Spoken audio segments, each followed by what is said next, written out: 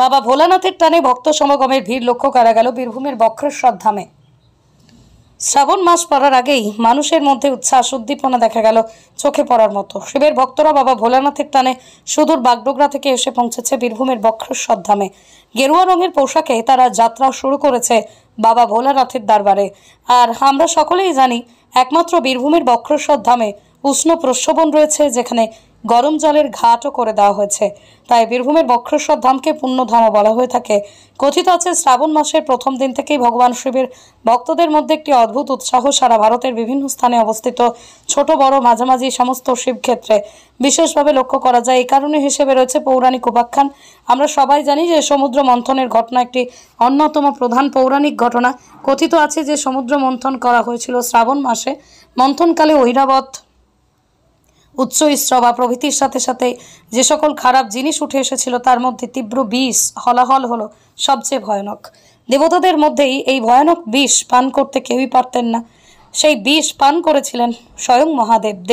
দেবতাবৃন্দ দেবাদিদেবের শিবের সুস্থতার জন্য পরবর্তীকালে গঙ্গার জল নিয়ে এসে তার অঙ্গ সিঞ্চিত করতে লাগলেন। এই পৌরাণিক উপাখ্যান দ্বারা অনুপ্রাণিত হয়ে এখনও শিবের ভক্তরা শ্রাবণ মাসে শিবলিঙ্গের উপর বিভিন্ন উপাচার সহ গঙ্গার জল বা অন্য কোনো পবিত্র উৎস থেকে জল নিয়ে ঢালে। কারণ দেবাদিদেব শিব ছাড়া আর অন্য কারো সাধ্য ছিল না তীব্র হলাহলের থেকে জীবকুলকে রক্ষা করার। দেবাদিদেব শিবের ভক্তগণ বিশ্বাস করেন যে জলের প্রভাবে দেবাদিদেব সুস্থ প্রসন্ন বোধ করেন, আর তিনি প্রসন্ন হলে সৃষ্টির অন্তর্ভুক্ত সকল জীবকুল রক্ষা পায়। তাই বাবা ভোলানাথের দরবারে প্রতি বছরই অগণিত ভক্তরা বীরভূমের বক্রেশ্বরে আগমন ঘটান।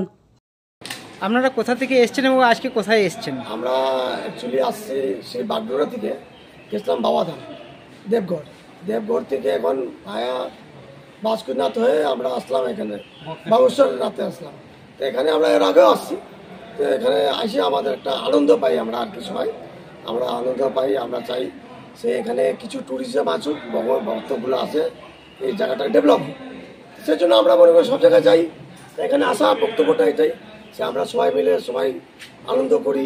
ভক্তগুলোকে যারা আছে তাদের জন্য ভান্ডারা করি, সবাইকে খাওয়ানোর জন্য বাচ্চাগুলো এখানে আছে। আমরা যখনই আসি তখন ওনারা বলেন আমাদেরকে কিছু করেন, সেজন্য আমরা এখানে ভান্ডারা একটা প্রোগ্রাম করে রাখছি। আমরা সবার জন্য বাচ্চারা খাক, সবাই খাক। এখানে সাধারণত আমরা দেখতে পাই যে শ্রাবণ মাসে সবাই জল ঢালে, কিন্তু আপনারা এই মাসে এসেছেন, এটা উদ্দেশ্য কেন? উদ্দেশ্যটা মানে শ্রাবণ মাসে এখানে প্রচুর ভিড় হয়, করোনা হয়। সেই জন্য আমরা মানে ভিড়ের আগে চাই। তাও ভিড় ছিল, এবার প্রচুর ভিড় ছিল, তাও এখন শান্তিভাবে জল হচ্ছে, এখন ভালো জল হচ্ছে। লাইন দিয়ে আমরা ভালো করে জল ঢালছি, জল দিয়ে ভালো করে জল ঢালতে পারি আর কি। সঙ্গে জল ঢালা হয় শ্রাবণ মাসে। এখন কি হচ্ছে, আমরা ডাইরেক্ট বাবাকে জল ঢালতে পারি, ওনাকে আইসে প্রণাম করতে পারি, এটাই আমাদের সরকার। সেই জন্য আমরা তার আগে আছি। কতজন এসছেন আপনারা? আমরা টোটাল 10 জন।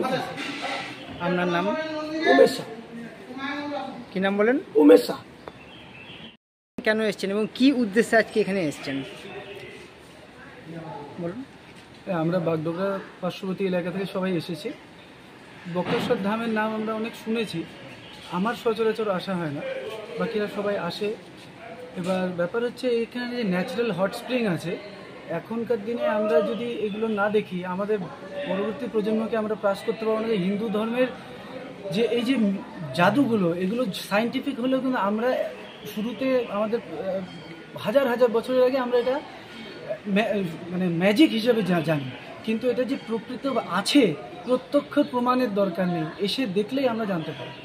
আর আমরা চাই যে এক তো আমরা এলে আরও আমাদের থেকে জেনে আরও বাকি লোক এলে এক তো জায়গাটার উন্নতি হবে, প্লাস আমাদের ধর্মের যে বিচিত্র জিনিসগুলো আছে এগুলো যে শুধু বইয়ে কোনো কাল্পনিক কাহিনী সেটা না, সেটা মানুষ জানতে পারবে।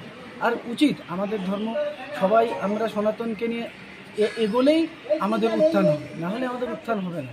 তো আমাদের ধর্মটাকে প্রত্যক্ষভাবে আমরা যদি প্রত্যক্ষভাবে দেখি যে হ্যাঁ এই ঠাকুরের কি লীলা, যে এখানে জল কিছু নেই কিন্তু জল গরম করতে হচ্ছে, লোক পয়সা দিয়ে হাজার হাজার টাকা দিয়ে গিজার কিনে জল গরম করে, কিন্তু এখানে দেখুন ন্যাচারাল।